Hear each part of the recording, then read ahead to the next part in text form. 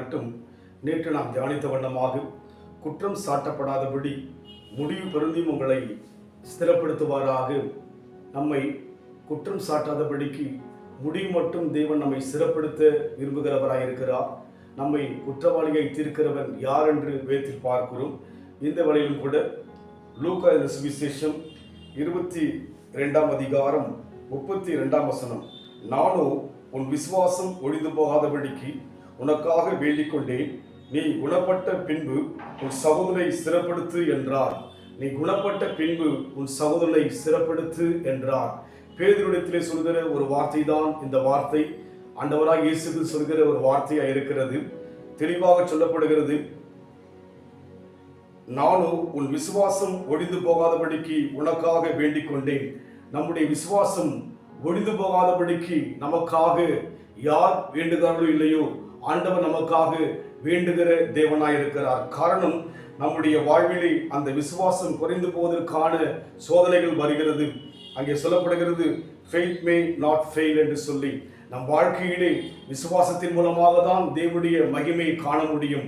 அதனால் நம் வாழ்க்கையில் அநேக பிரச்சனைகள் வரலாம். அதற்கு முன்னிருக்கிற வசனத்தை நாம் பார்ப்போம் என்று சொன்னால், பின்னும் கர்த்தர், சீமோனே சீமோனே, ஏதோ கோதுமையை சுளையினால் புடைகிறது போல சாத்தான் உங்களை புடைகிறதற்கு உத்தரவு கேட்டுக்கொண்டான் என்று சொல்லி பார்க்கிறோம்.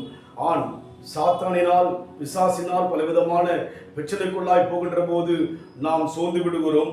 ஒன்றை மறந்து போக வேண்டாம், நமக்காக வேண்டுதல் செய்கிறவராக, நம்முடைய விசுவாசம் ஒழிந்து போகாதபடிக்கு நமக்காக ஜெபிக்கின்ற தேவனாய் இருக்கிறபடினாலே நம்மை கர்த்தர் ஸ்திரப்படுத்துகிறவராய் இருக்கிறார். பேதுருவை பார்த்து சொன்னார், முதலாவது நீ ஸ்திரப்படும், பிற்பாடு உன் சகோதரை ஸ்திரப்படுத்து என்று சொல்லி, அதுபோல நாம் குணம் அடைந்த பிற்பாடு நாம் தேவனுக்குள்ளாக ஒரு விதமான மாற்றத்தில் கடந்து வரும்போதுதான் மற்றவர்களை மாற்ற முடியும்.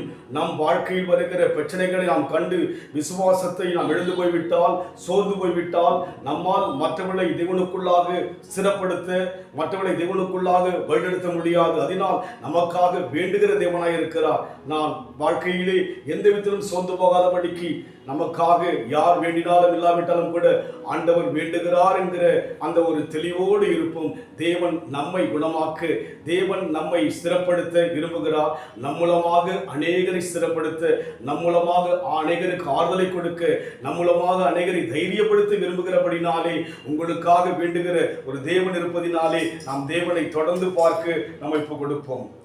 எலும்புகள் உருவாகல, நரம்புகள் உருவாகல, தசைகளும் உருவாகல, தரிசனம் உருவானதே.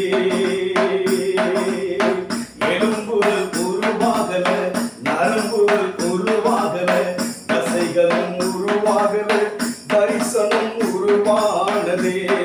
தாய் கருவிலே தரிசனம் உருவானதே. எப்படிப்பா உமக்கு நன்றி சொல்லுவேன், சொல்ல வார்த்தையே இல்லை.